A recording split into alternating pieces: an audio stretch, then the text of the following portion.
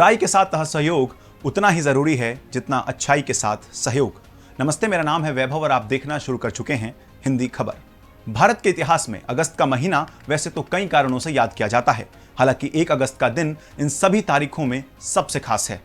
इसी दिन अंग्रेजी हुकूमत के अत्याचारों के खिलाफ राष्ट्रपिता महात्मा गांधी ने असहयोग आंदोलन की शुरुआत की थी।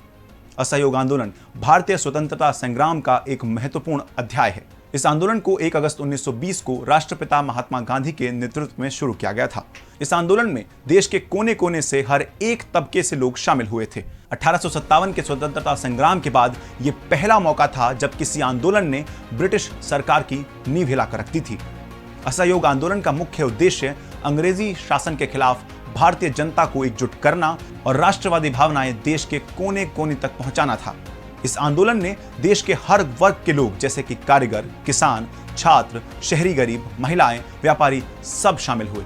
असहयोग आंदोलन में सरदार पटेल, अजमल खान, सुभाष चंद्र बोस और जवाहरलाल नेहरू जैसे महत्वपूर्ण और प्रख्यात लोगों ने भाग लिया। चित्तरंजन दास और मोतीलाल नेहरू जैसे कई लोगों ने अपने कानून के पेशे को छोड़कर इस आंदोलन का समर्थन किया। अब जानते हैं असहयोग आंदोलन के कारण क्या रहे। प्रथम विश्व युद्ध के बाद अंग्रेजों के प्रति नाराजगी इस आंदोलन का सबसे बड़ा कारण बनी। भारतीयों ने सोचा कि युद्ध के दौरान अंग्रेजों को व्यापक समर्थन करने के बदले उन्हें युद्ध के अंत में स्वतंत्रता पुरस्कार में मिल जाएगी, लेकिन ऐसा नहीं हुआ, जो अंग्रेजों के खिलाफ नाराजगी का कारण बना। युद्ध में भारत की भागीदारी के कारण आम जनता को बहुत सारी आर्थिक कठिनाइयों का सामना करना पड़ रहा था। रोजमर्रा के सामानों की कीमतें इतनी बढ़ने लगी थी जिसका असर सीधा आम आदमी पर पड़ने लगा था।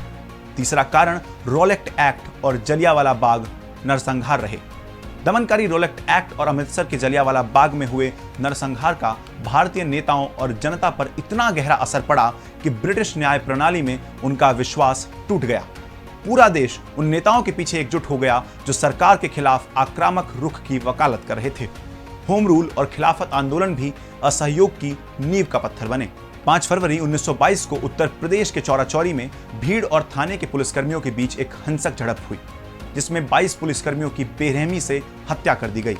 सत्य और अहिंसा के पुरोधा महात्मा गांधी ने इस आंदोलन को उस समय वापस करने का ऐलान कर लिया।